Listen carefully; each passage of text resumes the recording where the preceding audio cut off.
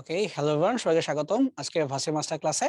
তো আজকে আমরা তোমাদের সেকেন্ড পেপারের চ্যাপ্টার 2 এর লেকচার 3 এ ডিসকাস করব। তো বিগত লেকচারে আমরা দেখে আসছিলাম যে তোমার একদম শুরু থেকে বলি, শুরুতে আমরা মেইনলি কুলম্বের সূত্র, তার ব্যাখ্যা, থিওরি এগুলো নিয়ে কথা বলছিলাম। তারপরে আমরা সেকেন্ড লেকচারে এসে বিভব আর প্রাবল্যকে একদম ভেঙে চুরে দেখা দিয়েছিলাম কিভাবে ইন্টিগ্রেশন দিয়ে করা যায় বা কিভাবে গোলকের ভিতরে বাহিরে চেঞ্জ গুলো হয়, এবং তার সাথে বিভিন্ন সালের বিভিন্ন ভার্সিটির যে কোশ্চেন গুলো ছিল সেগুলো আমরা তোমাকে সলভ করে দিয়েছিলাম, যেন তুমি বাসায় যে কোনো মোমেন্টে যে কোনো প্রবলেম দেখলে কোনো সমস্যা ফেস না হয়, এতে তুমি বুঝতে পারো কি পড়তে হবে। তো আজকের লেকচার হচ্ছে এর পরের পার্টটা, ধারকের সমন্বয় এবং তার সাথে ডাইপোল, তিনটা একসাথে। ঠিক আছে, বেসিক্যালি আমি বলি, হয়তো আগে ক্লাসেও বলছিলাম যে এই চ্যাপ্টারের সবচেয়ে ইম্পর্টেন্ট পার্টই হচ্ছে ধারক এবং তার সাথে বিভব এবং প্রাবল্য। তাই আজকে আমরা এই ধারক বা ধারকত্ব অথবা ধারকের সমন্বয় এই টপিকগুলোকে নিয়ে একদম সময় নিব এবং ভেঙে ভেঙে ভেঙে বুঝাবো। যথেষ্ট ছোট, একদম ক্রিটিক্যাল কিছুই না, শুধু একটা শর্ত আছে, একটু খেয়াল রাখতে হয়, তাহলে মোটামুটি হয়ে যাবে। আর ফাইনালি হচ্ছে তোমার ডাইপোল। ডাইপোল থেকে সাধারণত খুব একটা কোশ্চেন জিজ্ঞেস করে না, মানে অ্যাটলিস্ট ম্যাথমেটিক্যাল কোশ্চেন তেমনটা হয়ই না। এখান থেকে জ্ঞানমূলক প্রশ্ন বা পিওর এমসিকিউ প্রবলেম বেশি হয়। বাট ধারকের থেকে আমরা বলতে পারি যে ম্যাথমেটিক্যাল এমসিকিউ বেশি হয়। মানে এখানে তোমার শুধু যে জ্ঞানমূলক প্রশ্ন করে তা না, এখানে একটু গাণিতিক হিসাবও খেয়াল রাখতে হয় আর কি। ঠিক আছে, তাহলে শুরু করা যাক। আমরা দেখে নেই যে ধারক ও ধারকত্ব এই পার্ট থেকে কোশ্চেন গুলো মোটামুটি কবে কবে আসছিল। ঢাকা ইউনিভার্সিটির খুবই পছন্দের জায়গা, তারা মোটামুটি এখান থেকে বেশ ভালো পরিমাণে কোশ্চেন দিয়ে থাকে। জাহাঙ্গীরনগর ইউনিভার্সিটি দেখো টানা তো মোটামুটি দিয়েই যাচ্ছে, সো এই জন্য আমরা এটাকে ইগনোর করতে পারতেছি না, বেশ ভালো ইম্পর্টেন্ট। বাকি না হয় দিচ্ছে অনেকদিন ধরে, বাট এমন কোনো কথা নাই যে আবার দিবে না, দিতেই পারে।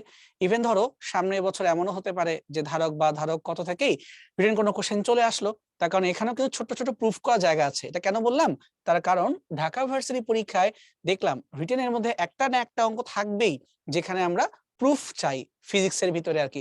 তখন ধারকেও কিন্তু অনেক হিসাবে প্রুফ করা যায়, তো স্যাররা কিন্তু দিয়ে বসতে পারে। তোমরা এই ছোট্ট ছোট প্রুফ গুলো যেগুলো 4-5 লাইনের মধ্যে হয়, ওগুলা বাসায় ভালো করে প্র্যাকটিস করবা যে কোনো চ্যাপ্টারের জন্য। ঠিক আছে, তাহলে শুরুতে আসি যে এই ধারক জিনিসটা আসলে কি। ধারক মানে যে ধারণ করে সে। তো এমন কোন একটা ডিভাইস বা এমন কোন একটা যন্ত্র যাতে আমরা ভোল্টেজ ডিফারেন্স দিয়ে, মানে বিভব পার্থক্য প্রয়োগ করে চার্জকে স্টোর করতে পারি, এমন যে ডিভাইস তাকে বলি আমরা ধারক। ঠিক আছে, সো মেইন কথা হচ্ছে যে বিভব পার্থক্য প্রয়োগ করে চার্জকে ধারণ করতে হবে, সে হচ্ছে আমাদের ধারক। আর এই ধারকের যে ধর্ম তাকেই বলা হয় ধারকত্ব। এই ধারকের একক মিস্টার ফ্যারাডে, আমাদের যে বিজ্ঞানী ছিলেন তার নাম অনুসারে, তুমি যদি তার জীবনী নিয়ে পড়ো দেখবে ইন্টারেস্টিং। এই লোকটা কিন্তু প্রাতিষ্ঠানিক তেমন কোনো শিক্ষা ছিল না, নিজ দায়িত্বে সে প্রিন্টিং প্রেসে কাজ করতেন এবং সেখান থেকে নিজে বই পড়ে পড়েই সে এত কিছু জেনে গেছেন। সো এই যে তার এককটা ফ্যারাড, এই ফ্যারাড কিন্তু অ্যাকচুয়ালি অনেক বড় একটা একক। তাই বাস্তব জীবনে যখন আমরা অঙ্কগুলো সলভ করি তখন হয়তো বা মাইক্রো ফ্যারাড বা মিলি ফ্যারাড এরকম ধরে ধরে আমরা ম্যাথগুলো সলভ করি, কারণ লিটারালি এটা বিশাল বড় একটা মান। তো এই ধারকত্বে যদি বলি যে ভাই মানটা বের করবা কেমনে, যতটুকু চার্জ জমা করতে পারছো, যতটুকু বিভব পার্থক্য প্রয়োগ করার কারণে তাদের অনুপাতটাকে বলি আমরা ধারকত্ব। এই ধারক কত প্রকার হতে পারে, অনেক প্রকারই হতে পারে। তোমাদের বইতে আমরা ধারকটাকে দুই প্রকারে দেখব, একটা হবে আমাদের সমান্তরাল পাত ধারক এবং আরেকটা হবে গোলাকার পরিবাহীর জন্য ধারক। এই দুইটাই মেনলি আমাদের পরীক্ষায় বেশি আসে, বা আরো ইজি করে বললে সমান্তরালটাই বেশি আসে, গোলাকারটা একটু কম আসে, বাট তারপর আমরা দেখে রাখবো। ঠিক আছে, সো বেসিক্যালি আমরা ডিভাইস বানাবো যে আমাদের চার্জকে স্টোর করে রাখতে পারবে। ধারকের ভিতরে কিন্তু ওহমের সূত্র ডিরেক্টলি অ্যাপ্লাই করা যায় না, ধারকের অনেক রকম ঝামেলা আছে। মানে ধারকের ক্ষেত্রে অ্যাকচুয়ালি ডিসি কারেন্ট নিয়ে কথা বলতেই হয় না, এখানে এসি কারেন্ট নিয়ে কথা বলতে হয়, কিন্তু আমাদের যেহেতু সিলেবাসেই নাই তো এগুলো নিয়ে আমরা আলোচনা করে যাব না। তুমি যদি ট্রিপলি বা অ্যাপ্লাইড ফিজিক্স বা এমন কোন সাবজেক্ট নিয়ে পড়ো যেখানে কোনো কারণে তোমার ক্যাপাসিটি নিয়ে কাজ করতে হয়, তখন তুমি জানতে পারবা যে এটার অ্যাকচুয়াল ব্যাখ্যাগুলো কি। তাই তোমাদের লেভেলে আমরা অত বেশি ডিপে আপাতত যাচ্ছি না। তাহলে আসি সমান্তরাল পাতধারক এবং গোলাকার পাতধারক নিয়ে।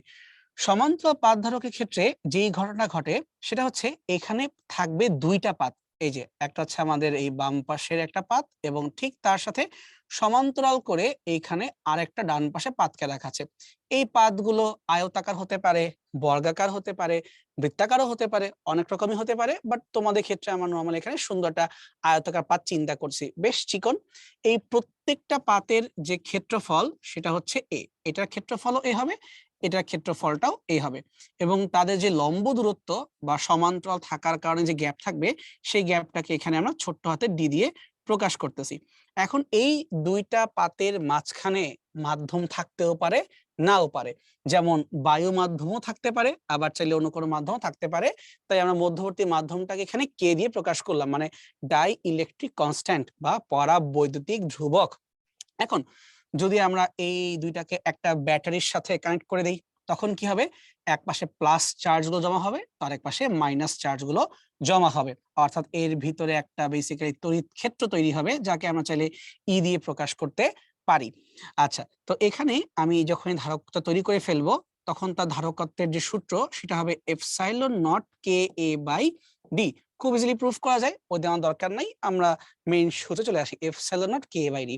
কোনটা মানে কি তুমি ভালো করে জানো, মাধ্যমের শূন্য মাধ্যমের ভেদনযোগ্যতা, কে মানে পরাবৈদ্যুতিক ধ্রুবক বা ডাই ইলেকট্রিক কনস্ট্যান্ট, এ মানে এই পাতগুলোর ক্ষেত্রফল, আর ডি মানে তাদের মধ্যবর্তী দূরত্ব।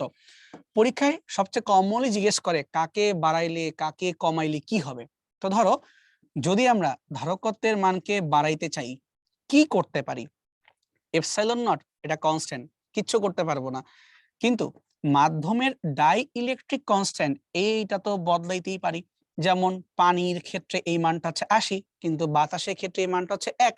তার মানে আমি এমন কোন কে কে ইউজ করব যার কে এর মানটা অনেক বেশি, মানে মাধ্যমটার ডাই ইলেকট্রিক কনস্ট্যান্টের মানটা অনেক বেশি, তখন আমার ধারকত্ব এমনিই বেড়ে যাবে।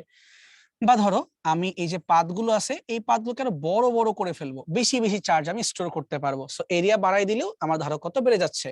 শুধুমাত্র দূরত্বের ক্ষেত্রে উল্টা, দূরত্বকে বাড়াবো না, দূরত্বকে কমাই দিব, দূরত্বকে কমাই দিলে আমার ধারকত্ব বেড়ে যাবে। এগুলোই পরীক্ষায় বারবার বারবার ঘুরায় পেঁচায় জিজ্ঞেস করে, মুখস্থ করার কিছু নাই, সূত্র দেখে দেখে কমন সেন্সে বলবা, লব বেড়ে গেলে বাড়বে, হর কমে গেলেও মানটা বাড়বে, আর উল্টা হইলে উল্টা ঘটনা ঘটবে, তাই না? এখানে তো চিন্তা করার কিছু নাই। তো সমান্তরাল পাত ধারক নিয়ে তোমাদের মোটামুটি এই সূত্র মনে রাখতে পারলেই বাকি যাই অঙ্ক আসুক তুমি সলভ করতে পারবা। এখন যদি আমরা গোলাকার পাত ধারকের কাছে যাই, তার কাছে কি হবে, এই গোলাকার পাত ধারক বলতে এই গোলকের যে ব্যাসার্ধ তাকে আমরা এখানে বড় হাতের আর এমনটা চিন্তা করে নিচ্ছি।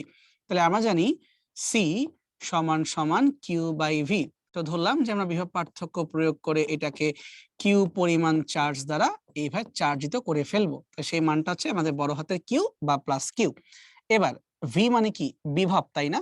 আমরা মনে হয় জানি যে গোলাকার পরিবাহীর ক্ষেত্রে যে বিভব বের করতে চাই, তাহলে 1/4 পাই এপসাইলন নট, অথবা একটা কাজ করতে পারি, এইভাবে 9.9ও লিখতে পারি, দরকার নেই, 1/4 pi epsilon naught into K, charge divided by দূরত্ব। দূরত্ব বলতে কিন্তু পৃষ্ঠ পর্যন্ত যে দূরত্ব আমরা সেটাকে নিচ্ছি, বা আর ব্যাসার্ধকে নিচ্ছি।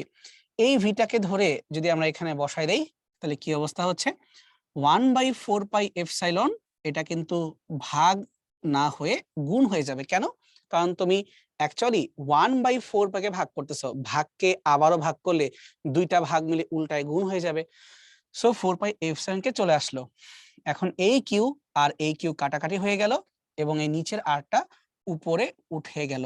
তাহলে সি সমান সমান 4 পাই এপসাইলন নট কে আর, আমরা এরকম একটা চেহারা পেয়ে গেলাম। এখন এখান থেকে তুমি কি দাবি করতে পারো, এখান থেকে তুমি যে দাবি করতে পারো সেটা হচ্ছে, গোলাকারের ক্ষেত্রে যদি ধারকত্ব বৃদ্ধি করতে হয় তাহলে কি অপশন আছে, তুমি মাধ্যমকে চেঞ্জ করো, অথবা সবচেয়ে ইজি কথা ভাই, তুমি গোলকের ব্যাসার্ধকেই বড় করে দাও, যত বড় গোলক নিবা তত তোমার ধারকত্ব বৃদ্ধি পাবে। ঠিক আছে, এটা কিন্তু বেশ ইম্পর্টেন্ট, মানে তোমাকে পরীক্ষায় ঘোরায় পেঁচায় জিজ্ঞেস করার জন্য এটা ভালো জিনিস। ঠিক আছে, তাহলে এখন আমরা সামনে আগাইতে পারি।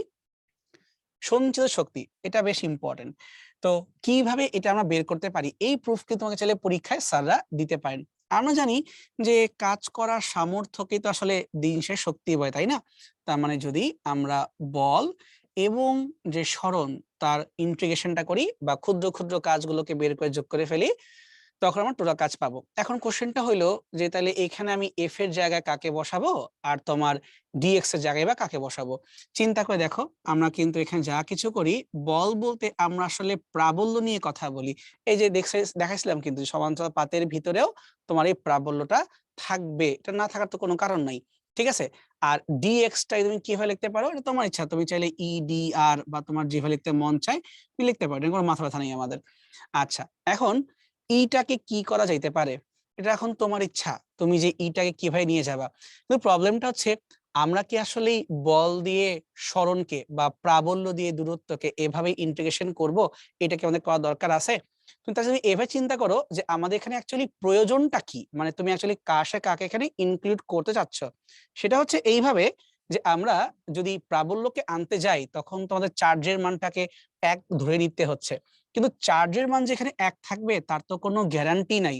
তখন না হয় এর আগের পার্ট যখন ব্যাখ্যা করছিলাম তখন আমি এই কাজটা করছিলাম, কিন্তু এখানে চার্জের মানটাকে রাখা উচিত। সো এইভাবে না লিখে তার চেয়ে আমরা ভেঙ্গে এইভাবে লেখাটা বেশি বুদ্ধিমানের কাজ। F equal to Q E D X এভাবে লেখো, এটা বেশি সেফ হবে, কারণ তুমি জানো না চার্জের মানটা তোমার কত, 1 হবে কোনো কথা নাই, থাকুক কিউ এর জায়গায় কি।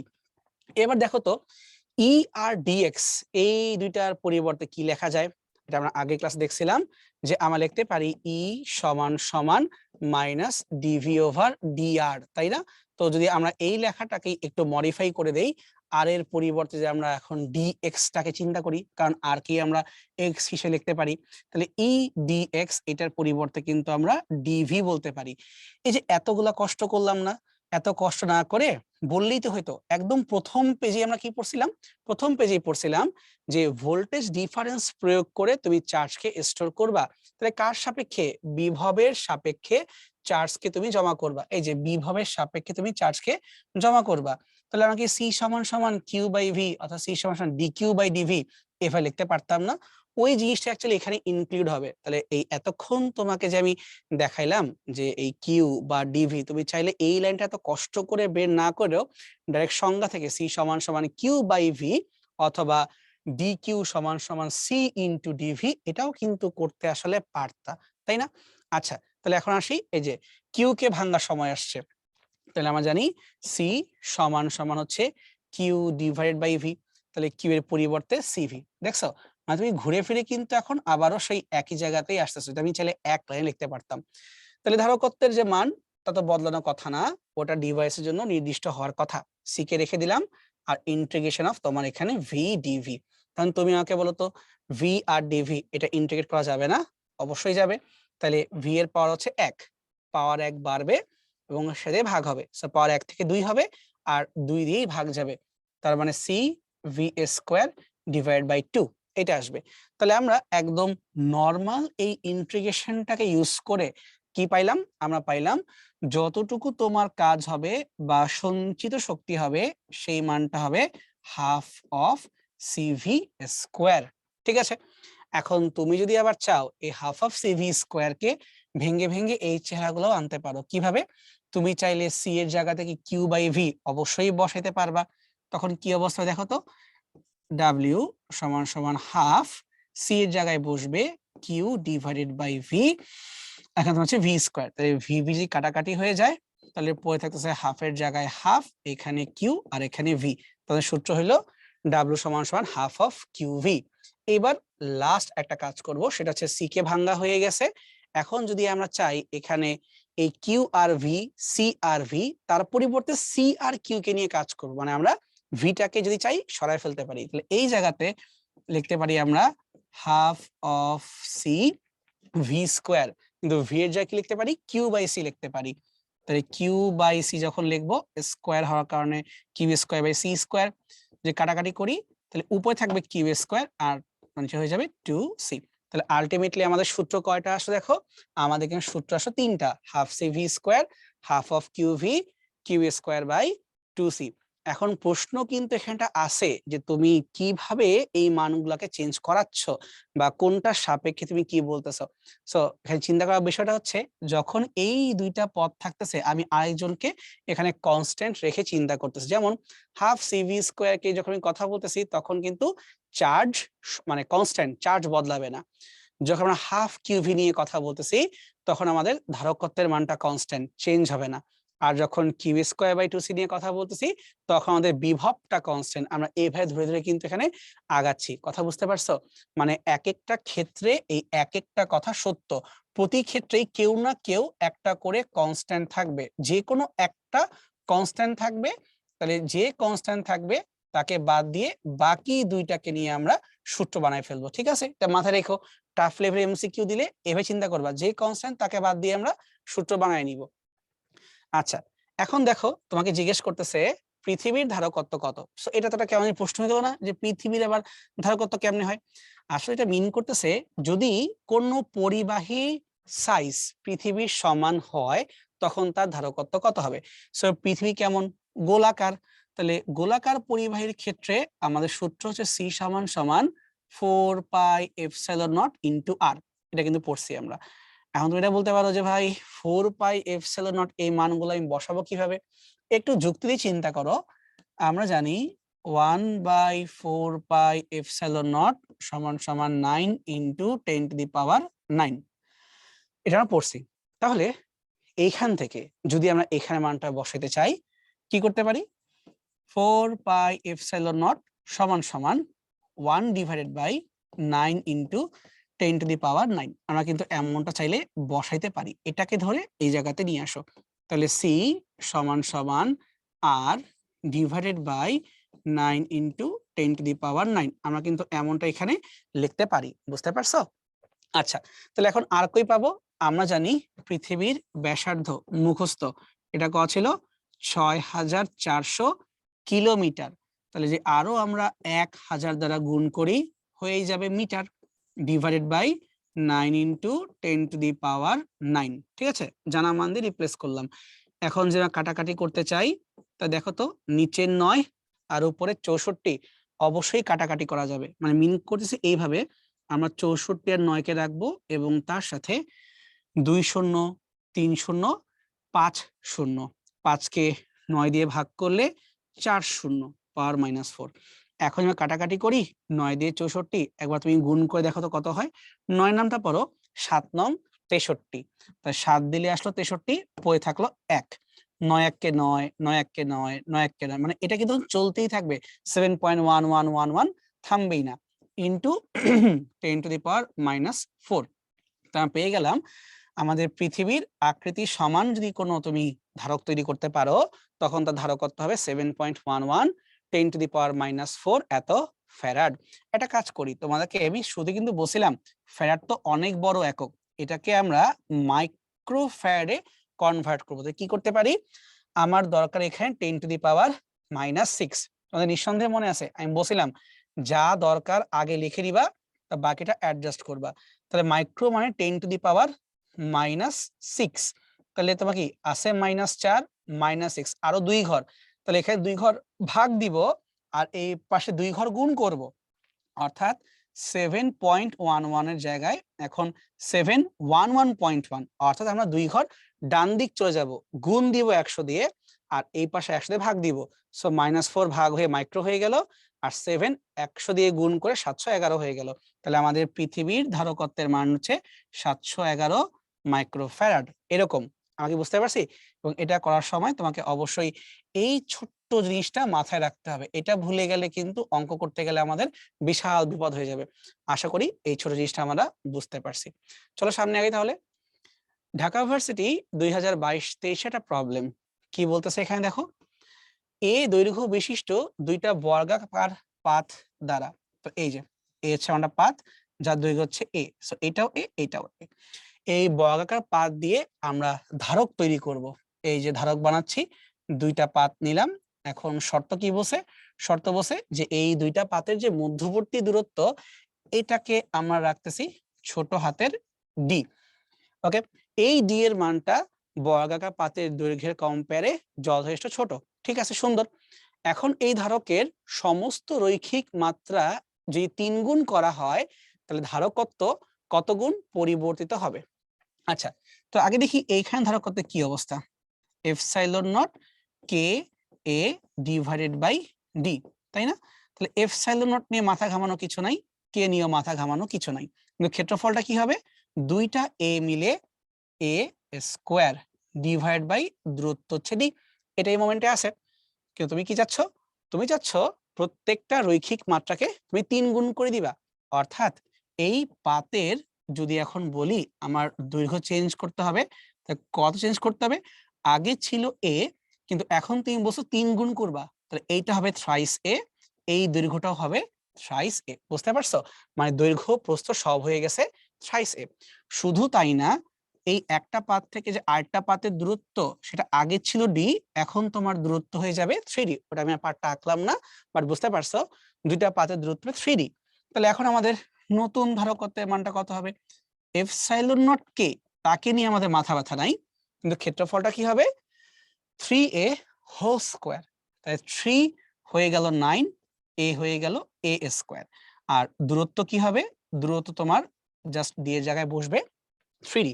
তো যদি আমরা কাটাকাটি করি তাহলে খেয়াল করে দেখো, তাহলে epsilon not K A square divide by D আগে লিখলাম, উপরে 9 নিচে 3, কাটাকাটি করলে সাথে একটা এক্সট্রা 3 থেকে যায়। অর্থাৎ পূর্বের চেহারার সাথে এখনকার চেহারার কি পার্থক্য, এখন 3 গুণ আর আগে জাস্ট 3 গুণ আকারে ছিল না।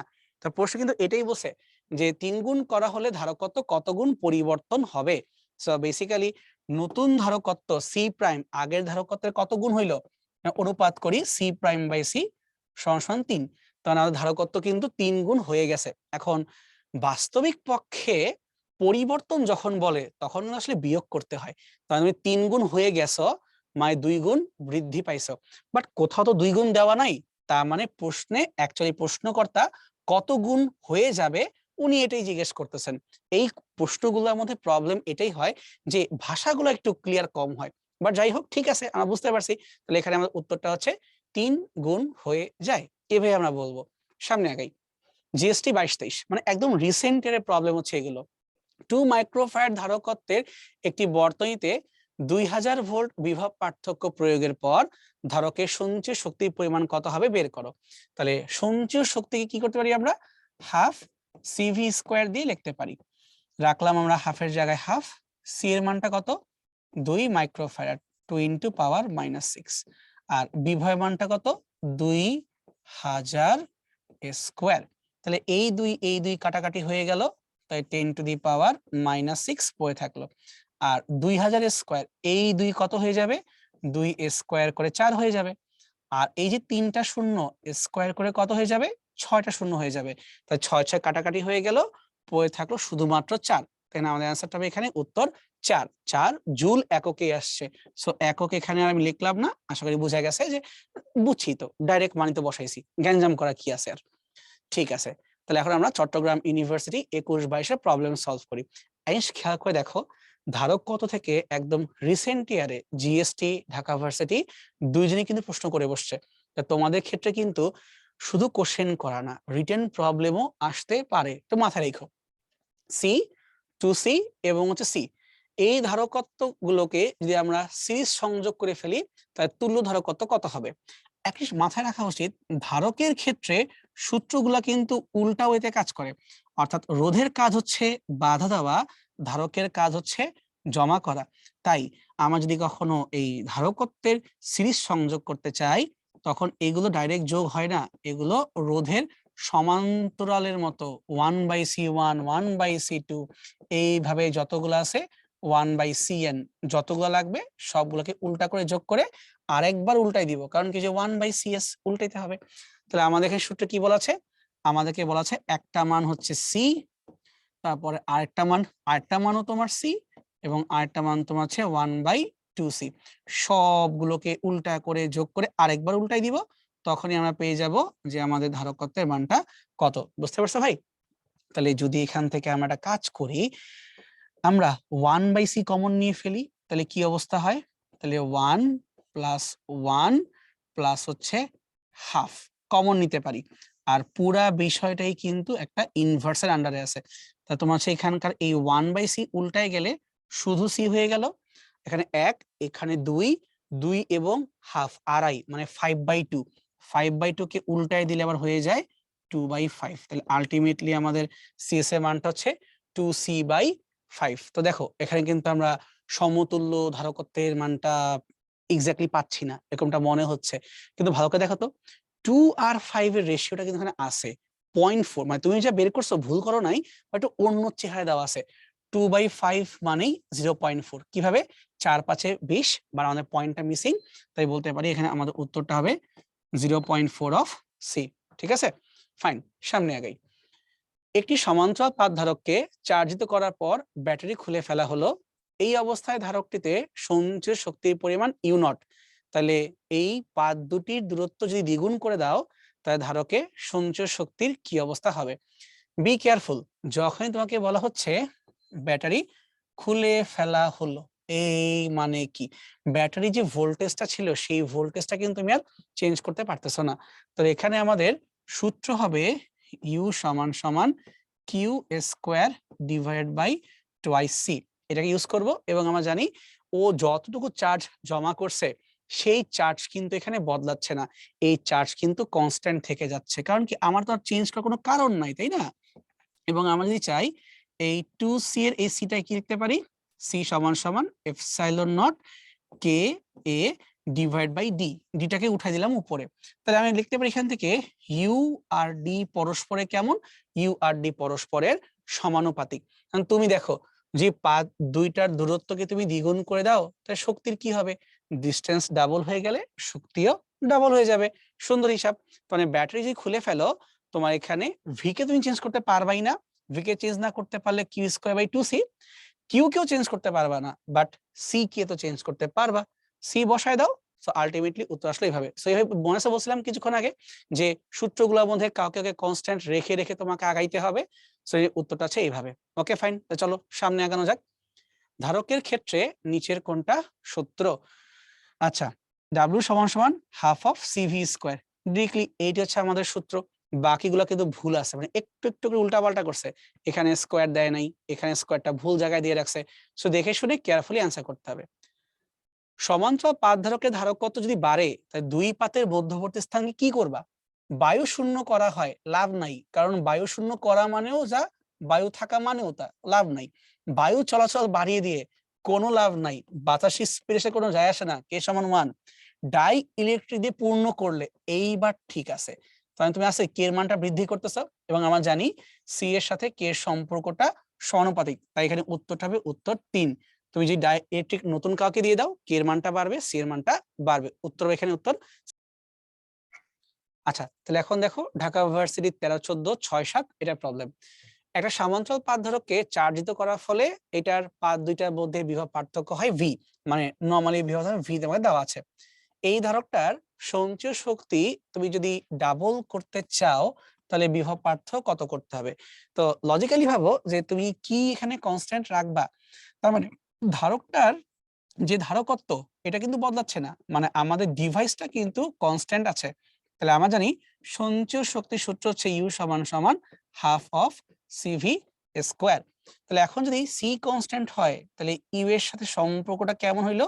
ভি স্কোয়ার, এটা হচ্ছে আমাদের সম্পর্ক। এখন তুমি ভেবে দেখো তো, তুমি বিষয়টা কি করবা? তুমি বলতেছো শক্তিকে ডাবল করবা, তাহলে যদি আমরা এই ইউ আর ভি স্কোয়ার কে কম্পেয়ার করি, মানে U two by U one সমান সমান ভি2 বাই ভি1, কিন্তু এই সাইডটা স্কোয়ার। শর্ত মতে নতুন শক্তি হবে আগের শক্তির কম্পেয়ারে ডাবল, অর্থাৎ ভি2 বাই ভি1 হোল স্কোয়ার সমান সমান 2। যদি আমরা রুট করে দেই, তার মানে নতুন বিভবটা হবে আগের বিভবের √2 গুণন। সো বি কেয়ারফুল, কত করব না কত বৃদ্ধি করব এই ওয়ার্ডটা চেক দিতে হবে। তাহলে এখানে আমাদের অ্যান্সারটা হবে অ্যান্সার সি, √2v। এইটা হবে আমাদের অ্যান্সার। ওকে, আচ্ছা, আর যদি এই কোশ্চেনটা বলতো সঞ্চয় শক্তি দ্বিগুণ করার জন্য বিভব পার্থক্য কত বাড়াতে হবে, যদি এটা বলতো, যা চায় নাই, যদি বলতো আর কি যে কত বৃদ্ধি করতে হবে, বৃদ্ধি, তখন অ্যান্সারটা হবে √2v করতে চাও, আর আগে কি ছিলা? নর্মাল ভি ছিলা, তার মানে √2 - 1 এতটুকু বৃদ্ধি করতে হবে। √2 মানে 1.414 -1 তার সাথে ভি, তার মানে হচ্ছে আমরা এটা বলতে পারি এখানে বৃদ্ধি পাচ্ছে 0.414 ভি1, এইটাই তোমাকে পরীক্ষায় লিখতে পারে এইভাবে যে আনুমানিক 41% বৃদ্ধি করতে হবে। তাহলে আমাদের ঢাকা ভার্সিটি পরীক্ষায় এই √2 আর √3 মানগুলো কিন্তু অনেক ইম্পর্টেন্ট। টোটাল এই নিয়ে মেবি ঢাকা ভার্সিটি পরীক্ষায় 4 থেকে 5 বার এই √2 এর ভেঙে দেওয়া অঙ্কটা পরীক্ষায় আসছিল। তার মানে 1.414 ভি, এইটা যদি বিভব করে দাও তাহলে তোমার কাজটা হয়ে যাবে। আমি দুইটাই লিখে রাখলাম, পরীক্ষায় যেটা আসে ওটা আমরা সলভ করে ফেলবো। এবার জগন্নাথ ইউনিভার্সিটি 13-14 এবং বাকি সালের প্রশ্ন দেখি। 4 মাইক্রোফ্যারাড বিশিষ্ট একটা ধারককে 9 ভোল্ট ব্যাটারি দ্বারা আহিত করা হলো, মানে চার্জ দিলা, তাহলে সঞ্চয় শক্তির পরিমাণটা কত হবে? Half CV square. সি এর মানটা কত? 4 মাইক্রোফ্যারাড 10⁻⁻6 আর ভি কত? 9। ভি স্কোয়ার 9 9 81, তুমি 2 দিয়ে গুণ করো। সো 2 আর 4 কাটলে 2 হয়, ওই 2 দিয়ে গুণ করো, তাহলে 8 2 এ 16 আর তোমার হচ্ছে 2 1 কে 2, তাহলে 162 10⁻⁻6 এত জুল। এটা হচ্ছে আমাদের শক্তিটা। এখন দেখো এটা কোথায় আছে, এক দেখায় মনে হচ্ছে কোথাওই নাই, তো ভালো করে খেয়াল করো। এই পাওয়ার সাথে আমাদের পাওয়ারকে মার্জ করা যাবে কিভাবে? যদি আমরা 162 কে 1.62 লিখি, এই কথা মানে কি 100 দ্বারা ভাগ করছো, তাহলে এই পাশে কি করবা? 100 দ্বারা গুণ করবা, তাহলে -6 আর +2 মানে কত? -4। তাহলে আমাদের এখানে অ্যান্সারটা হবে অ্যান্সার এ। সো যখন মানগুলো দিবা একটু কেয়ারফুলি আমাদেরকে চেক দিতে হবে, ঠিক আছে? সামনে আগাই। এবার যাব ধারকের সমন্বয়। খেয়াল করে দেখো, ঢাকা ভার্সিটি 14-15, রাজশাহী ইউনিভার্সিটি, মোটামুটি কেউ না কেউই প্রতি বছর এখান থেকে কোশ্চেন দিতে থাকে। অথবা এইভাবে বলতে পারো যে আমরা অলরেডি এই ধারকের শক্তি বের করার সময় একটা অঙ্কের ভিতরে কিন্তু সমবায় দেখে আসছিলাম। সো ধারকের সমন্বয়, ধারকের সমবায়, ধারকের শক্তি সব আসলে একই টাইপ বা একই টপিক, কাউকে বাদ দেওয়ার কিছু নাই। তো তোমাদেরকে এটা আমি একটু আগেই বলে আসছিলাম যে ধারকের ক্ষেত্রে রোধকের ঠিক উল্টা ঘটনা ঘটে, কারণ ধারক শক্তি সঞ্চয় করে আর রোধ তো তোমাকে বাধা দেয়। এই জন্য ধারক যখন শ্রেণী করবা তখন তুমি রেসিপ্রোকাল মানে রোধের সমান্তরাল দিয়ে কাজ করবা, আর যখন ধারককে সমান্তরাল নিবা তখন রোধের শ্রেণী দিয়ে হিসাবটা করবা। খুবই কাজে আসবে তোমাদের এই দুইটা শর্টকাট যদি মনে রাখতে পারো। তো মনে রাখবা, শ্রেণী সমবায় যখনই করব তুল্য ধারকত্ব হ্রাস পাবে। মনে রাখবা, যখনই ধারককে শ্রেণী সমবায় করবা তুল্য ধারকত্ব অবশ্যই হ্রাস পায়, এই জন্যই এখানে n দিয়ে ভাগ দিতে হয়। আর যদি আমরা সমান্তরাল করি, অনেকগুলো ধারককে সমান্তরাল করলে তুল্য ধারকত্ব বৃদ্ধি পায়। এটা ঠিক রোধের উল্টা। রোধ যেমন শ্রেণীতে যুক্ত হয়ে বৃদ্ধি পায় আর সমান্তরালে হ্রাস পায়, এখানে এক্স্যাক্টলি উল্টা হবে। আর যেহেতু তুমি n সংখ্যক সমমান নিচ্ছ, তাই গুণ করা মানে হচ্ছে বারবার যোগ করা, আর ভাগ করা মানে হচ্ছে বারবার ভাগ করে যোগ করা। সো একই কথা। সো মনে রাখবো n দিয়ে ভাগ অথবা n দিয়ে গুণ, তাহলেই হয়ে যাবে। এখান থেকে আরেকটা প্রশ্ন জিজ্ঞেস করা যেতে পারে, সেটা হচ্ছে এইভাবে যে ধরো আমাদের কাছে n সংখ্যক ধারক আছে এবং প্রত্যেকটা ধারকের মানে হচ্ছে c করে, n সংখ্যক ধারক যার ধারকত্ব c। এখন তোমাকে বললাম, যদি এদেরকে আমরা একবার শ্রেণী সংযোগে যুক্ত করি এবং আরেকবার সমান্তরাল সংযোগে যুক্ত করি, তখন এদের তুল্য ধারকত্বের অনুপাতটা কত হবে? সবসময় একটা ব্যাপার খেয়াল রাখবা, যার নামটা আগে তাকে রাখতে হবে লবে, যার নামটা পরে তাকে রাখতে হবে হরে। তাহলে শ্রেণীতে নামটা আগে, শ্রেণীতে ধারকত্ব বৃদ্ধি পাবে না, হ্রাস পাবে, আর সমান্তরালে ধারকত্ব বৃদ্ধি পাবে। তাহলে কাটাকাটি করলে সি আর সি বাদ হয়ে গেল, সমান সমান 1/n² হয়ে গেল। তার মানে যদি আমরা CS সমান্তরাল CP এটা বের করি, একই রকম অনেকগুলো ধারকের জন্য এই অনুপাতের মানটা আসবে 1/n²। কিন্তু রোধের ক্ষেত্রে এই সেম জিনিসটাই কিন্তু তোমার হয়ে যায় আবার n²/1, মানে উল্টা হয়ে যায়। তো এই 1/n², এই লেখাটাকে আমি এখন আনুপাতিক আকারে লিখে রাখতেছি, দেখতে ভালো লাগে। তার সমান সমান হচ্ছে 1/n²।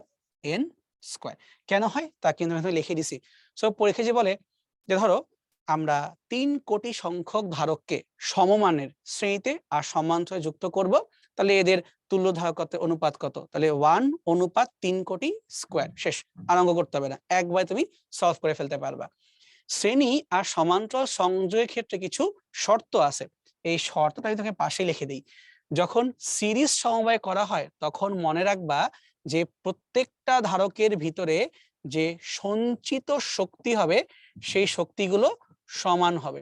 আমি আবারও বলতেছি, যখন ধারককে সিরিজ সমবায় যুক্ত করা হয় প্রত্যেকটা ধারকের ভিতরে সঞ্চিত শক্তি তো আবার সমান হয়, এমনটা ভাবি, কিন্তু এভাবে না। আসলে শক্তি সমান হবে জিনিসটাকে এভাবে বলা উচিত না, মানের উপর ডিপেন্ড করতেছে। কিন্তু প্রত্যেকটা চার্জ যে তুমি সেভ করবা এই চার্জের মানটা তোমার সমান থাকবে, তাই আমরা চার্জ দিয়ে লিখবো। মনে আছে যখন আমরা কারেন্টের চ্যাপ্টারে বলছিলাম যে শ্রেণী আর সমান্তরাল হয়, সমান্তরালও কিন্তু কারেন্টের মান সেম হইতে পারে। কারণ কি, ধরো প্রত্যেকটা রোধের মানই সমান, তাই কারেন্ট বিভক্ত হয়ে সবার ভিতর দিয়ে একই রকম কারেন্ট যাচ্ছে, এমনটা কিন্তু হইতে পারে। তার মানে কারেন্ট সেম হইতে পারে এটা একটা শর্তে, কিন্তু সবসময় কি হবে, দুইটা বিভব পার্থক্য সেম হবে। তো এই জন্য আমরা শক্তি সমান বলাটা রিস্ক হয়ে যাবে, আমরা বলবো অলওয়েজ চার্জ সমান হবে। এবং ঠিক একইভাবে সমান্তরাল সমবায়ের ক্ষেত্রে যেটা সব সময় সকল শর্তে সমান থাকবে, এটা হচ্ছে তোমার বিভবটা সমান হবে। হ্যাঁ, কিন্তু এর কথা মানে এই না যে তুমি চাইলে এখানে এনার্জি সেম করতে পারবা না, ওগুলা অঙ্ক করে করা যাইতে পারে, ওগুলা স্পেশাল কেস, বাট এটা আজীবনই হবে, চার্জ সেম থাকবে আর বিভব সেম থাকবে। তাই চলো এইটার উপরে বেস করে আমরা ছোট্ট অঙ্ক সলভ করে ফেলি। 12 ভোল্টের ব্যাটারির সাথে 4, 2, 4 এই তিনটা ধারককে যুক্ত করে দেওয়া আছে। একটা কাজ করি, আমরা আমাদের বোঝার সুবিধার্থে কিছু নাম্বারিং করে নিই, মানে কোনটাকে কোন ধারক বলবো সেটা আর কি। তো ধরলাম এটা আমাদের ধারক 1 C1, উপরটাকে ধরে নিচ্ছি আমরা ধারক 2 C2, আর নিচে ধরে নিচ্ছি আমরা ধারক 3 বা C3। ঠিক আছে, এখন প্রশ্নটা কি, প্রত্যেকটা ধারকের সঞ্চয় শক্তি নির্ণয় করো।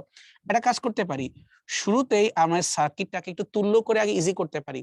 এই যে C1 বা 4 ন্যানো ফ্যারাড, এটাকে আমরা হাত দিলাম না, C1 অথবা 4 ন্যানো ফ্যারাড থাকুক।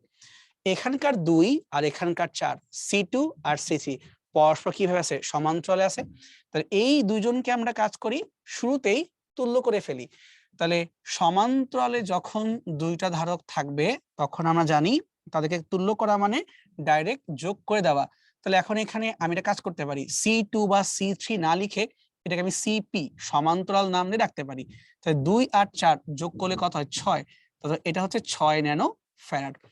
এবার সার্কিটের বাকি পার্টটাকে এঁকে ফেলি। নিচে আমাদের একটা কোষ দেওয়া ছিল, এই থাকলো কোষ। এই কোষের মান তোমাকে প্রশ্ন মতে দেওয়া আছে কত, 12 ভোল্ট।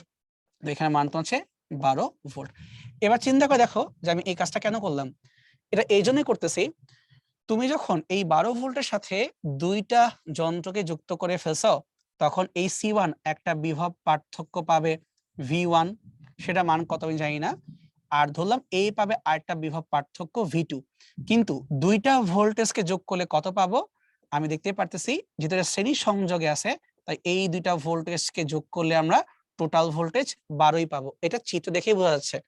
কিন্তু আমরা কিছুক্ষণ আগে বলতেছিলাম শ্রেণী সংযোগের ক্ষেত্রে মাস্ট একটা ঘটনা ঘটবেই, শক্তি সমান বলবো না, আমরা বলবো তাদের মধ্যে সঞ্চিত যে চার্জ, এটা যে কিউ হয় এটাও তোমার কিউ হবে, এটা হইতেই হবে, এটা উল্টাপাল্টা করা যাবে না। তার মানে C1 কিউ জমা করলে সিপি মানে এই 2 এবং 4 একসাথে কিউ চার্জকে জমা করবে। ঠিক আছে, তাহলে আমরা মনে হয় এটা পড়ে আসছিলাম ধারকের ক্ষেত্রে যে ধারকত্ব সি সমান সমান কিউ বাই ভি। তার মানে কিউ সমান সমান আমরা চাইলে সিভি এই আকারে চিন্তা করতে পারি। একবার ভাবো, এখানকার কিউ যেটা এখানকার কিউ সেটা, তাই চিত্র অনুযায়ী আমরা দাবি করতে পারি প্রথম ধারকের জন্য C1 আর বিভব পার্থক্য V1, আর দ্বিতীয় ধারক কত সিপি আর বিভব পার্থক্য V2। তাহলে C1 V1 সমান সমান CPV2, এটা আমরা দাবি করতে পারি। কেন, কারণ তারা এখানে তোমার কি হয়েছে, শ্রেণী সংযোগে আছে। যদি মানগুলো বসাই দেই, C1 এর জায়গায় কত 4 ন্যানো ফ্যারাড লিখতে পারি, আর সিপির জায়গায় 6 ন্যানো ফ্যারাড আমরা লিখতে পারি। তুমি ভাবতে পারো যে আমার ন্যানো গুলো কোথায় গেল, ন্যানো দুই পাশ থেকে কাটাকাটি হয়ে গেল। তার মানে আমরা বলতে পারি V1 সমান সমান 6/4 অথবা 3/2 V2। আমরা কি তাহলে এটা বের করতে পারছি কিভাবে, আমরা চিত্র 2 হতে কম্বাইন্ড করে এই সম্পর্ক পেয়ে গেলাম V1 আর V2-র মধ্যে। একটা কাজ করি, আমরা যদি এই সম্পর্কটাকে ধরে এখন এই জায়গাতে বসাই দেই তাহলে কিন্তু প্রবলেম সলভ হয়ে যায়। তাহলে V1 এর জায়গায় আমরা লিখবো 3/2 V2 প্লাস হচ্ছে আরেকটা V2 সমান সমান 12, মানে ডিরেক্টলি চিত্র দেখে আর শর্ত দেখে আমরা এই মানটা লিখতে পারি। তাহলে এখন দেখো এটা হচ্ছে 1.5, তুমি আরো যোগ করো তাহলে আড়াই, মানে কত তোমার হচ্ছে 2.5। তাহলে V2 সমান সমান কি করতে হবে, এই 12কে ভাগ দিতে হবে আড়াই দিয়ে, মানে 5/2 দিয়ে ভাগ দিতে হবে। তাহলে 24 ডিভাইডেড বাই 5 এত ভোল্ট। তা পেয়ে গেলাম আমরা V2 মান কত। যদি V2 মান পেয়েই যাই তাহলে এখান থেকে তো V1টাকেও বের করা যাবে। তাহলে V1টা তোমার হচ্ছে 3/2 ইন্টু ওখান থেকে পেলাম আমরা 24/5। যে কাটাকাটি করে দেই, 2 দিয়ে 24 কাটলে 12, 3 12 36, তাহলে 36 ডিভাইডেড বাই 5। ঠিক আছে, তাহলে আমরা কিন্তু এখন পেয়ে গেলাম V1 এর বিভব পার্থক্য মান হচ্ছে 36/5 ভোল্ট। তাহলে আমরা অ্যাকচুয়ালি দুই পাশের বিভব পার্থক্যই কিন্তু পেয়ে গেছি। কথাই বুঝতে পারছো? আচ্ছা, তাহলে এখন আমার যে কাজটা করা উচিত সেটা হচ্ছে ইন্ডিভিজুয়ালি শক্তিগুলো বের করে ফেলা উচিত। আমরা জানি যার যার শক্তি যদি বের করতে যাও তাহলে ইউ সমান সমান half of CV square use করতে হবে। তাহলে প্রথমটার জন্য যে শক্তি বের করতে যাই তাহলে হাফ C1 আর V1 স্কয়ার বসাইতে হবে। যে আমি মানটা বের করতে চাই তাই মানগুলো বসাই দিব। হাফের জায়গায় থাকলো হাফ, C1 মানে কত 4 ন্যানো, এই জায়গাতেই সমস্যা, ন্যানোকে এইবার তুমি ইগনোর করতে পারবা না, পাওয়ার -9 বসাইতেই হবে। আর V1 স্কয়ার, V1 টা এখানে বের করছিলাম 36 ডিভাইডেড বাই 5 হোল স্কয়ার করে যাই পাবো এত জুল। এখন এটা কাটাকাটি করা বুদ্ধিমানের কাজ না, যেভাবে আছে সেভাবে থাকুক, কারণ মানটা সুন্দর না। ঠিক একইভাবে যদি আমরা U2 বের করতে যাই, এবার কনফিউশন যে U2 বলতে আমরা কাকে বুঝতেছি, U2 বলতে আমরা C2 কে বুঝতেছি। অ্যারেঞ্জ চিন্তা করে দেখো, এখানে C2 আর C3 পরস্পরে কিন্তু সমান্তরাল, তার মানে যদি ও V2 বিভব পার্থক্য পায় C3 ও কিন্তু V2 বিভব পার্থক্য পাবে। অর্থাৎ ধারক কত চেঞ্জ হতে পারে কিন্তু বিভব তো আমার সেমই আছে। তাই দ্বিতীয় ক্ষেত্রে আমরা লিখতে পারি সূত্র হাফ C2 V2 স্কয়ার। ঠিক আছে, এবং ঠিক একইভাবে তৃতীয় ক্ষেত্রে যখন লিখবো 3 নাম্বার ধারকের ক্ষেত্রে হাফ C3, কিন্তু V3 বলে কিছু নাই, ওটা V2 হবে, V2 স্কয়ার, কারণ তারা পরস্পরের সমান্তরাল।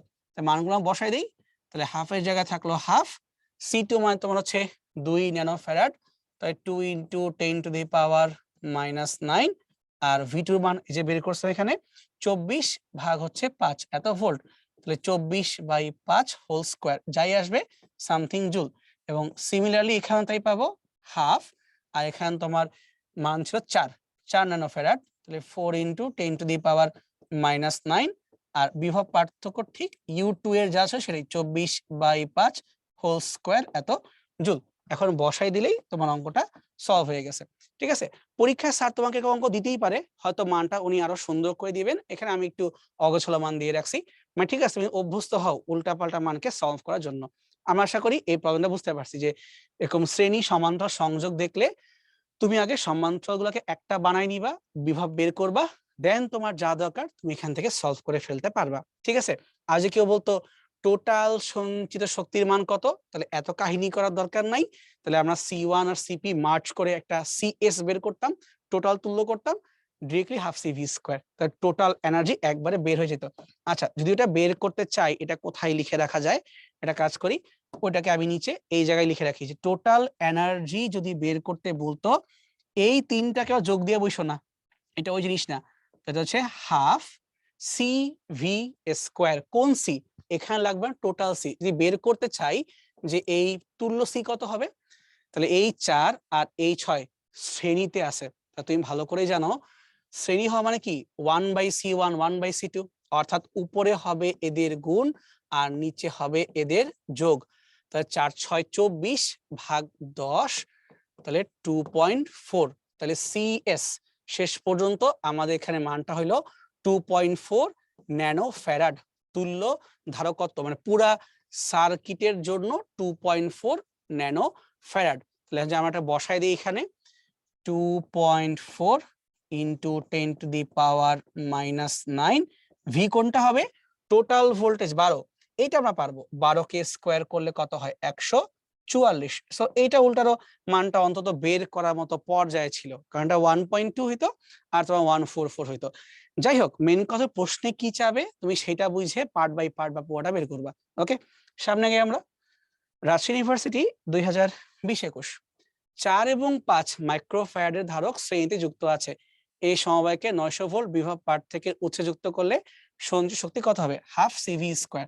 তাহলে রাখলাম হাফের জায়গায় হাফ, ভি স্কোয়ার 900 কে স্কোয়ার করলে কত হয়? 9 9 81, আর যে দুইটা শূন্য ছিল হয়ে যাবে 4টা শূন্য, তাহলে ভি স্কোয়ার।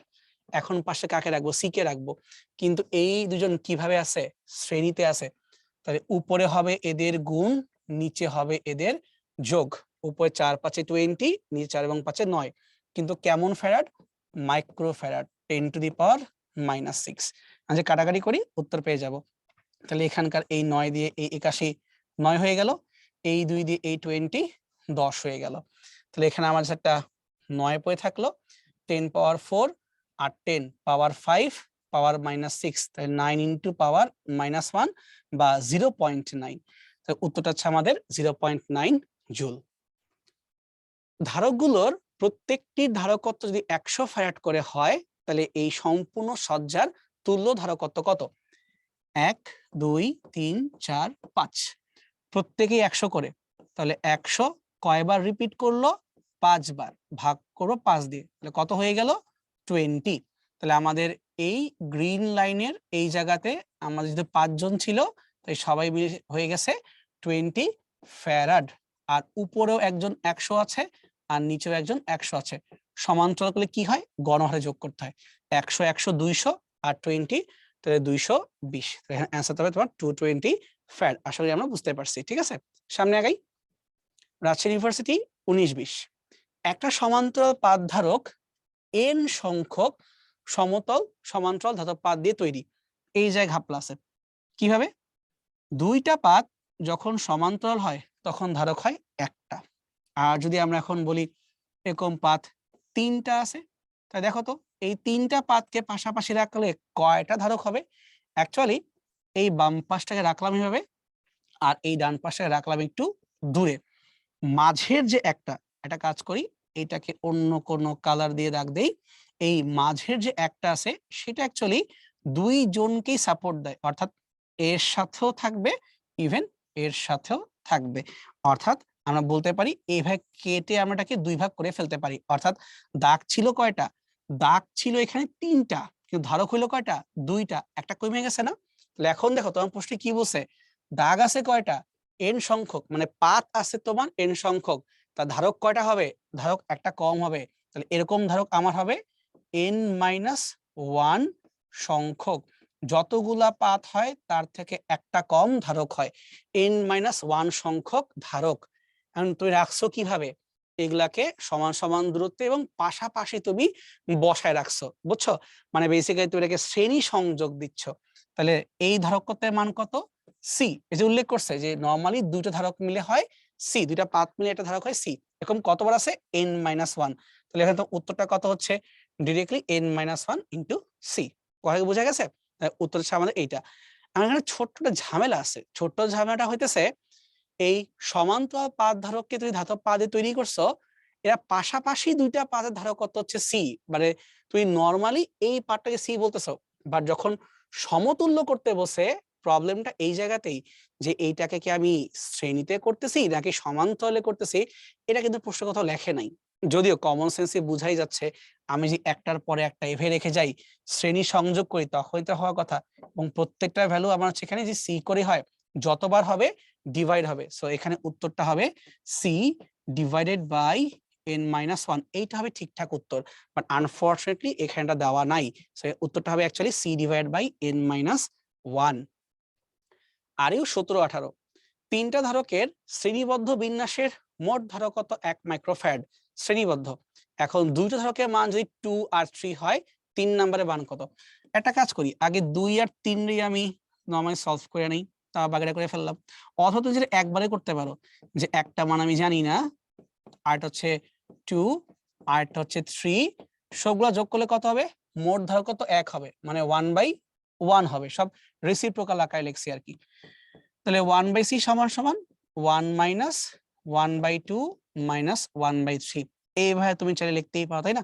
তো যোগ বিয়োগ করে ফেলো, 3 × 2 = 6, তাহলে তোমার কাছে 6 - 3 - তোমার হচ্ছে 2, তাহলে কত হয় 1/6, 1/6, তার মানে তোমার আলটিমেট সি এর মানটা হচ্ছে শুধুমাত্র 6, তাহলে অ্যান্সার হচ্ছে আমাদের 6।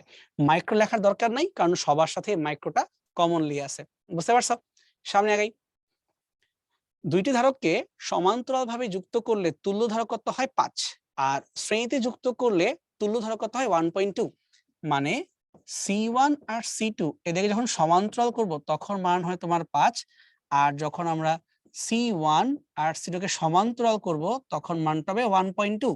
তাহলে এখন জিজ্ঞেস করছে বাকি ধারকত্বের মানগুলো কত হবে। এইটাকে চাইলে ম্যাথ দিয়ে অবশ্যই সলভ করা যায়, কিন্তু বেটার অপশনটা হচ্ছে এই কাজটা না করে তুমি এখানে অপশন গুলাকে ট্রায়াল দাও। ট্রায়াল দিলেই ভালো উত্তর পাবা। দেখো তো এই অপশন গুলার মধ্যে কাকে যোগ করলে 5 হয়। 4 আর 1 এ 5 হয়, থাইমা যায় না। 1 আর 2 এ 5 হয় না, 8 ছাড়াও হয় না, বাট 3 আর 2 এও কিন্তু 5 হয়। তাহলে আমাদের অ্যান্সারটা আইদার এ অথবা সি, এই দুইটার মধ্যে একটা হবে। এখন চেক দিবা কিভাবে? এই যে সমান্তরাল চেক দিলেই তো হয়। সমান্তরাল কিভাবে হবে? সমান্তরাল হয় উপরে হবে গুণ, নিচে হবে যোগ, সমান সমান 1.2। তাহলে তোমার আছে C1 এবং C2 এদের যোগফল তো 5 আমি জানি। 5 এবং 12 গুণ করলে কত হয়? 5 × 12 = 60, মানে সিম্পলি 6। তাহলে এখন তুমি আরেকটা ক্রস চেক দিবা, সেটা হচ্ছে কাদের গুণফলটা এখানে 6 হয়। তাহলে 4 এবং 1 এদেরকে গুণ করলে কিন্তু 4 হচ্ছে, তাহলে এটা ভুল, সম্ভব না। তো 3 আর 2 গুণ করলে কত হচ্ছে? 6। তাহলে দুই ভাই মিলছে, যোগ করলে 5 হয়, গুণ করলে 6 হয়। তাহলে আমাদের উত্তরটা হবে এখানে উত্তর 3,2। ট্রায়াল দিলে খুব তাড়াতাড়ি হিসাব করা যায়, নাইলে আবার তোমাকে C1 C2 কে মান বসায়া বসায়া অনেক কষ্ট করতে হবে, এটা সময় লাগবে আর কি। তাছাড়া তুমি ট্রায়াল দিবা, বেশ তাড়াতাড়ি উত্তরটা বের করে ফেলা যাবে। 5 মাইক্রোফ্যারাডের 5টি ধারক সিরিজ সংযোগে যুক্ত করা হলো, ওই ধারকগুলো সমতুল্য ধারকত্ব কত? দেখো প্রত্যেকের মান 5 মাইক্রোফ্যারাড করে, এবং এরকম 5 জন কিভাবে আছে? সিরিজে। সিরিজ যখনই হয় মান কমে যায় C/N। তাহলে 5 মাইক্রোফ্যারাড এই মানটা কতবার রিপিট করলো? 5 বার রিপিট করলো। তাহলে কাটাকাটি করলে কত হয়? 1 মাইক্রোফ্যারাড। তাহলে তুল্য মানটা হবে 1 মাইক্রোফ্যারাড। বুঝতে পারছো? রোধের ক্ষেত্রে কিন্তু আমরা এই টাইপের কাজ কারবার করে আসছিলাম, আমার দেখার কথা। ওকে, সামনে আগাই। 3টি ধারকের ধারকত্ব 1 2 3 সমান্তরাল বিন্যাসে তুল্য ধারকত্ব কত? গণহারে যোগ করো। 3 2 এ 5, 1 এ 6, 6 মাইক্রোফ্যারাড। 2 3 6 ধারকত্বের ধারক তিনটিকে শ্রেণীবদ্ধ হয়ে সাজানোর পরে 10 ভোল্টের ব্যাটারির সাথে যুক্ত করলাম, তাহলে বর্তনীতে চার্জের পরিমাণটা কত হবে? এবার চিন্তা কত, চার্জের সাথে আবার এইগুলার কানেকশনটা কি? তার আগে একটা কাজ হয়, তুল্যটা কইরা নেই। শ্রেণীবদ্ধ হয়ে করছো, তাহলে 1/2 যোগ 1/3 যোগ 1/6 যাই পাবো ধরে আবার উল্টাইতে হবে। তাহলে 3 2 6 আর 10 এইভাবে যেমন লসাগু করে ফেলতে কত হয়? 2 3 6, 2 1 কে 2 আর 3 2 হচ্ছে 6। তাহলে তোমার হচ্ছে আলটিমেটলি এই যে এটা করতেছি 2 3 6 দিয়ে করি, 2 1 এ 2 3 আর তোমার হচ্ছে 3 2 এ 6। তো 3 3 9, 9 দিয়ে 18, তাহলে 18 দিয়ে আগাইতে হবে। রাখলাম এখানে 18, যদি 2 দিয়ে কেটে ফেলি তাহলে 9, তাহলে হচ্ছে 6 আর হচ্ছে 3, যাই পাবো একে ধরে আবার উল্টাইতে হবে। তাহলে 9, এটাও 9 18 কাটলে তোমার 1, তা আলটিমেটলি তুল্য ধারকত্বের মান এখান থেকে পাবো আমরা 1। তাহলে ফার্স্ট অফ অল আমাদের সি করা শেষ হয়ে গেছে, যে তুল্য সি এর মানটা কত, এই 3 4টা মিলে সি হয়ে গেছে। এবার চিন্তা করো তুমি কিভাবে চার্জের মানটাকে বের করবা। সি সমান সমান কিউ বাই ভি, এটা কিন্তু পড়ে আসছি। সি সমান সমান কিউ বাই ভি। সি এর মান যেহেতু 1, তাহলে চার্জের মান আর বিভবের মান দুইটি এক হবে। বিভবের মান যদি 10 হয় তাহলে চার্জের মানও কিন্তু এইটি হওয়ার কথা, কিন্তু কেন মিলতেছে না? তার রিজনটা হচ্ছে একক আমরা চেক দিইনি, এটা কিন্তু মাইক্রোফ্যারাড দেওয়া ছিল, এটা 1 না, এটা হচ্ছে অ্যাকচুয়ালি 10⁻⁻6। আমরা এখানে এই একক চেক দেইনি। তাহলে 10⁻⁻6 ইনটু ভি, এটা করে দিলেই আমরা চার্জের মানটা পেয়ে যাব। তাহলে 10 ইনটু 10⁻⁻6 অর্থাৎ 10⁻⁵। এবার দেখো উত্তরটা কোথায় আছে, 10⁻⁵ ইনটু 1, তাহলে আমরা এটাকেই অ্যান্সার হিসেবে রাখতে পারবো। কথা বুঝতে পারছি আমরা? ঠিক আছে, তো সামনে আগাই। এখন দেখো আমাদের নতুন টপিক শুরু হয়ে গেল, ডাইপোল। ডাইপোল থেকে পরীক্ষায় তেমন প্রশ্ন দেখো ভাই আসে না। দেখছো? কিন্তু তারপরও যেহেতু রাস্ট দেখো কিছু বছরে কোশ্চেন আসতেছে, তাই এখান থেকে আমরা শুধুমাত্র এমসিকিউ ভিত্তিক প্রবলেম গুলোকে একটু দেখে রাখবো, রিস্ক নেওয়ার দরকার নাই, তুই দেখে রাখো, তাই না? সামনে গাই। সবার আগেই ডাইপোলের ক্ষেত্রে কিছু বিষয় ক্লিয়ার করে নিই, যে ডাইপোলটাকে আমরা ভুল জাজ করি কেন। এটা উত্তর দিয়ে বুঝাই ভাবে। ধরো আমাদের এখানে +3 কুলম্ব আছে, আর এখানে ধরো -1 কুলম্ব আছে। আমরা যদি জিনিসটাকে এইভাবে চিন্তা করতে চাই, ধরো আর কি, যে +3 কুলম্ব কথার মানে হচ্ছে যেখান থেকে তোমার 3টা বলরেখা নির্গত হয়, আর -1 কথার মানে হচ্ছে যেখানে একটা বলরেখা প্রবেশ করে। তাহলে এই যে ধরলাম 3 থেকে 3টা নির্গত হইলো এবং একের ভিতরে মাত্র একটা ঢুকলো, তাহলে এক্সেস থাকলো কয়টা? এক্সেস থাকলো +2 কুলম্ব। তার মানে এই দুটো চার্জকে পাশাপাশি রাখলে এরা মিলেমিশে +2 কুলম্বর মতো বিহেভ করবে, এটা কিন্তু আমরা বুঝি। তার মানে এখন যদি আমরা এই কাজটা করি, ধরো যে +3 কুলম্বের পাশে আমরা একটা -3 কুলম্বকে রাখবো, মানে সমমানের কিন্তু বিপরীত ধর্মী। তখন তোমার কি মনে হবে? তখন তোমার মনে হবে যে +3 থেকে যতগুলো বলরেখা বের হবে -3-এ অতগুলোই তো বলরেখা প্রবেশ করবে। তার মানে কি এখানে +3 আর -3 মিলে 0 হয়ে যাবে? এমনটা কি হওয়া উচিত? আবার লজিক্যালি ভাবো, +3 -1, 3টা বের হবে, একটা ঢুকবে, তাহলে লব্ধি চিন্তা করলে +2 কুলম্ব পাওয়া যায়, লজিক্যাল, সমস্যা নাই। কিন্তু যখন +3 আর -3 আসবে তখন কি হবে? তার মানে কি তোমার এই দুইটা মিলে কাটাকাটি করে নিউট্রাল হয়ে যাবে? তা তো হয় না। বাস্তবে তো এটা তড়িৎ ক্ষেত্র এক্সিস্ট করে।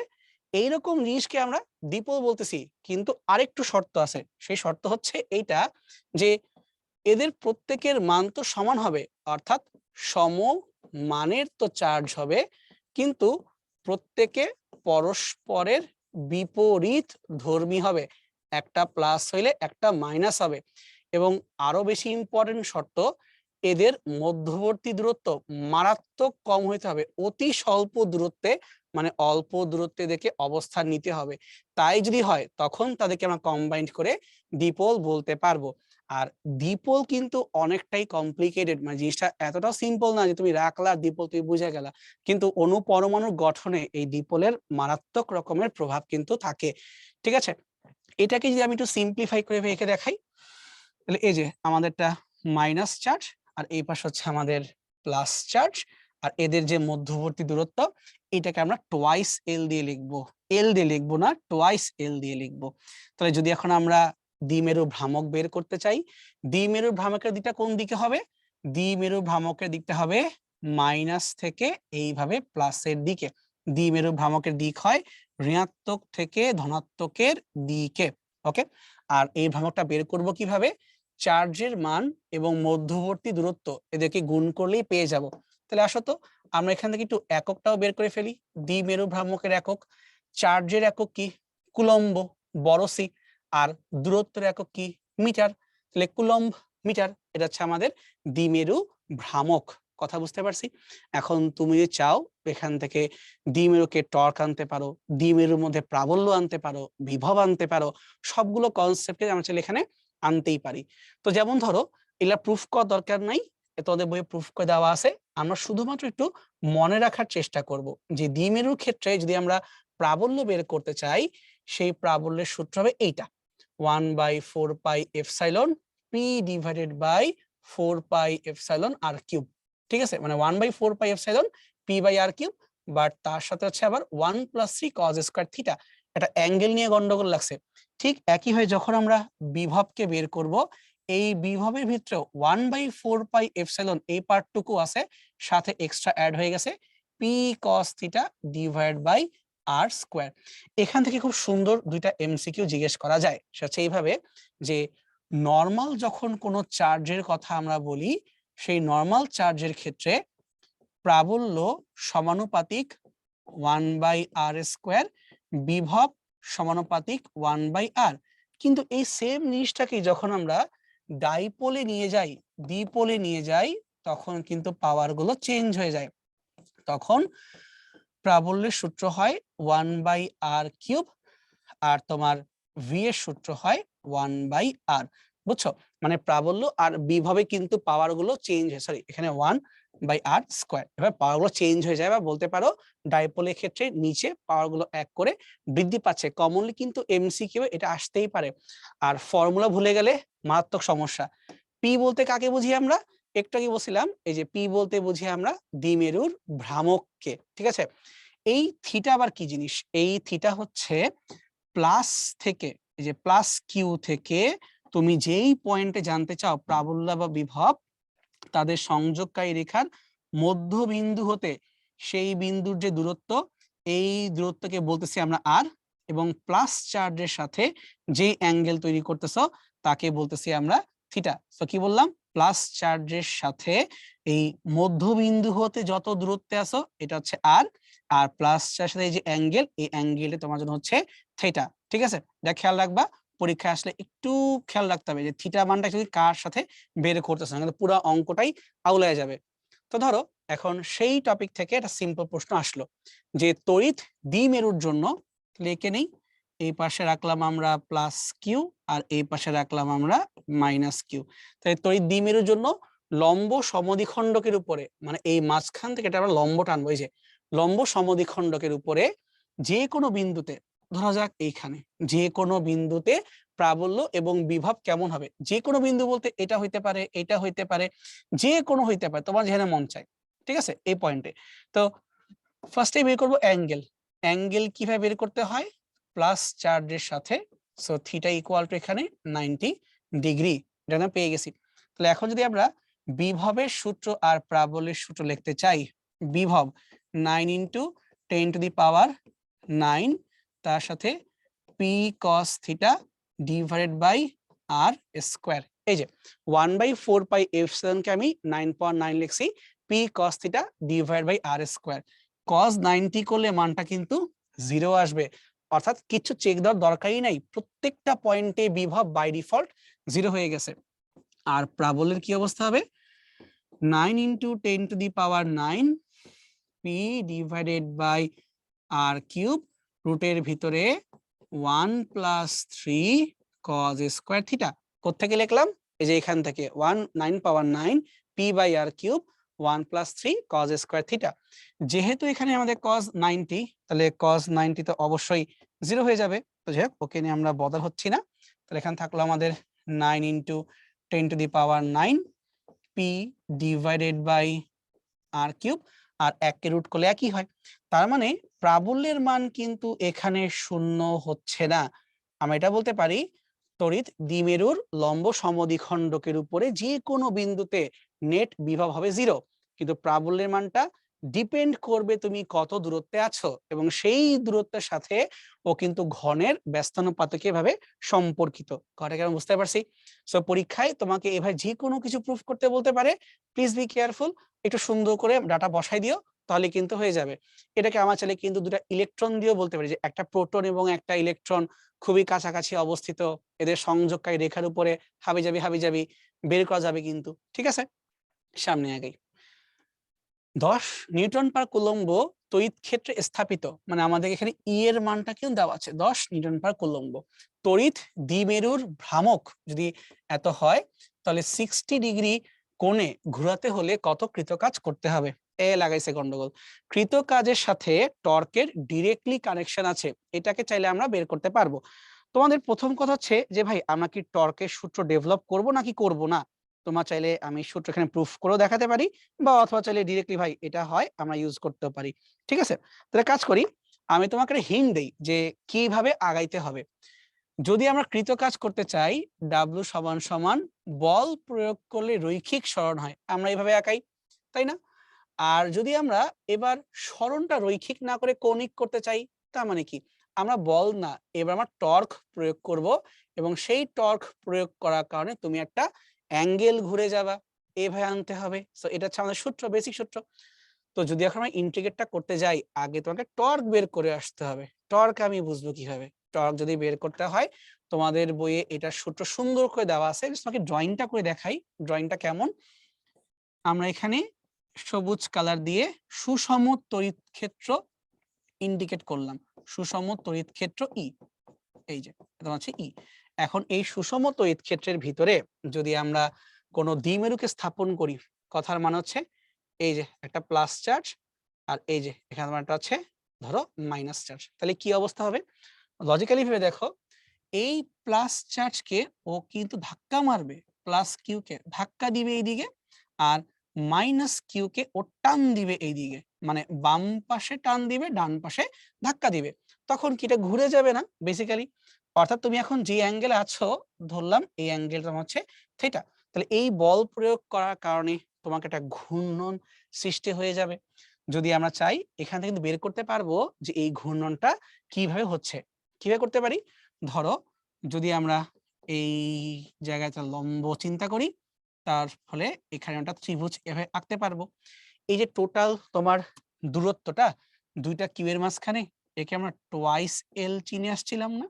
তাহলে তাই যদি হয়, এখন আমরা এখান থেকে সুন্দর মতো অ্যাঙ্গেলটাকে বলতে পারি, যদি এই অ্যাঙ্গেলটা হয় থিটা, তাহলে এই অ্যাঙ্গেলটা হবে থিটা। তাহলে এই যে লম্ব দূরত্ব, এই হলুদ আর এই হলুদ পয়েন্টে যে লম্ব দূরত্ব, এই টোয়াইস এল কে ফেলতে পারি। অতিভুজের মান তোমার হচ্ছে টোয়াইস এল, আর লম্ব, অতিভুজ আর লম্বের মধ্যে কি কাজ করে? চিত্র থেকে যে বলি আমরা সাইন থিটা সমান সমান লম্ব বাই অতিভুজ। এই লম্বটাকে ধরো আমি ডি নাম দিলাম, তাই লম্ব ডিভাইড বাই অতিভুজ। তা ডি সমান সমান কি আসলো? টোয়াইস এল সাইন থিটা। তুমি ভাবতে পারো ভাই আপনি এটা বের করতেছেন কেন, দরকারটা কি? দরকারটা সেইটা যে তুমি যখনই টর্ক বের করবা, টর্ক মানে কি? টর্ক মানে যেই ফোর্স কাজ করে এবং যত দূরত্বে কাজ করে তাদেরকে গুণ করবা। তাহলে ফোর্সটা কি? ফোর্স হচ্ছে কিউ ই, আর দূরত্বটা কি? টোয়াইস এল সাইন থিটা। তাহলে আমরা যদি চাই এখান থেকে লিখতে পারি না যে টাউ বা টর্ক সমান সমান কিউ ই আর টোয়াইস এল। একবার চিন্তা করো, কিউ আর টোয়াইস এল গুণ করলে কি হয়? দ্বিমেরু ভ্রামক মানে পি।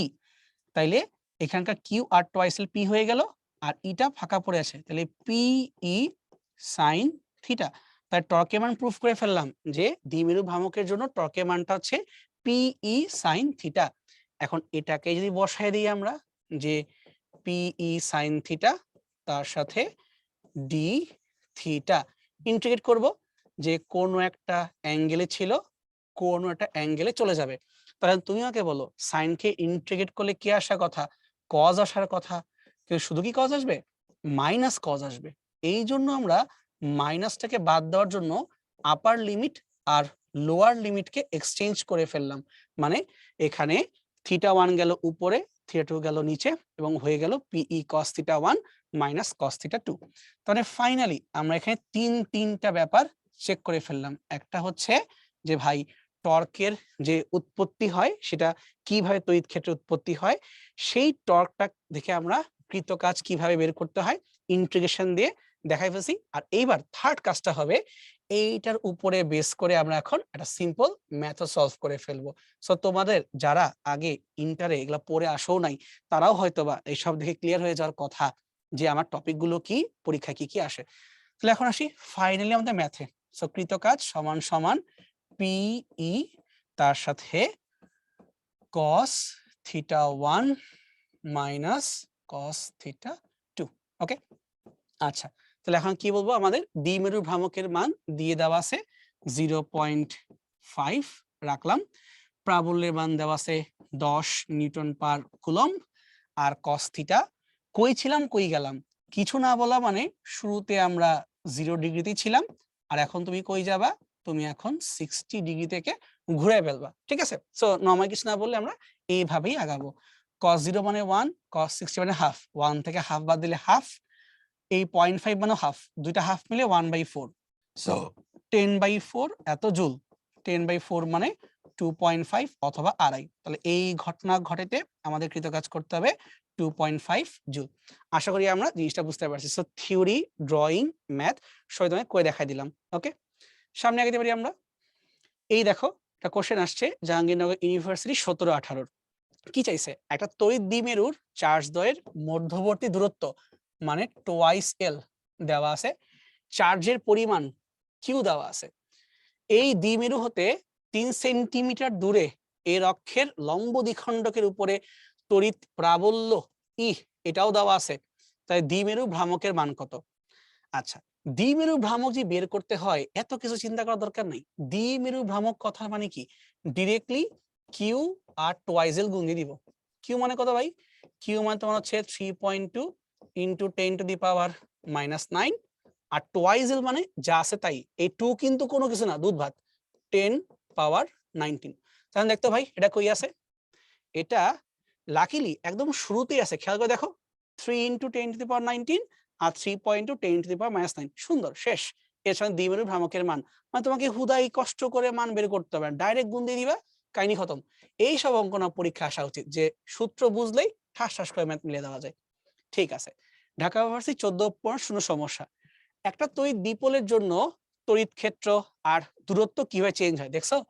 ডাইপোলের জন্য জিজ্ঞেস করছে যে ই এর সাথে আর এর সম্পর্কটা কি। তাই সূত্রটা আরেকবার বলে দেই, 9 into 10⁻9 P by R cube রুটের ভিতরে 1 + 3 cos স্কয়ার থিটা। তো ভাই তোরাই দেখ, প্রাবল্যের সাথে সম্পর্কটা হচ্ছে ঘন ফলের ব্যস্তানুপাতিক, মানে 1/r কিউব। কোথায়? 1/r cube. বুঝছিস ভাই? সো তড়িৎ ক্ষেত্র বললে কিন্তু আমরা প্রাবল্য কি বুঝি, তড়িৎ ক্ষেত্র বললে কিন্তু আমরা আবার বিভবকে বুঝবো না। তাহলে আমরা মোটামুটি মনে হয় বুঝতে পারছি যে ডাইপোল আসলে এত কঠিন না। আর ঢাকা ইউনিভার্সিটি পরীক্ষায় দিলে দেখো সুন্দর সুন্দর মানে বেসিক জায়গা থেকে প্রশ্ন করে, কিন্তু বাসায় এগুলো না একটু নিজে প্র্যাকটিস করতে হবে। প্র্যাকটিস না করলে পারা মুশকিল আছে, মানে হুট করে আমরা ঘাবড়ায় যাই, এই ঘাবড়ানো যাবে না। তোমরা চেষ্টা করো, অবশ্যই পারবা, একদম ভয়ের কিছু নাই। তাহলে আমাদের মোটামুটি আজকের ক্লাস এই পর্যন্তই ছিল, আশা করি আমরা বুঝতে পারছি। সো এখানে থামতে পারি। একটা রিকোয়েস্ট করবো, প্লিজ এগুলো দেখতে খুব কম ইম্পর্টেন্ট মনে হইলেও তোমরা নিজেরা এটাকে ভালো মতো বাসায় প্র্যাকটিস করবা, ঠিক আছে? ওকে, থ্যাংক ইউ এভরিওয়ান। তাহলে আজকের মতো এখানে বিদায়। ওকে।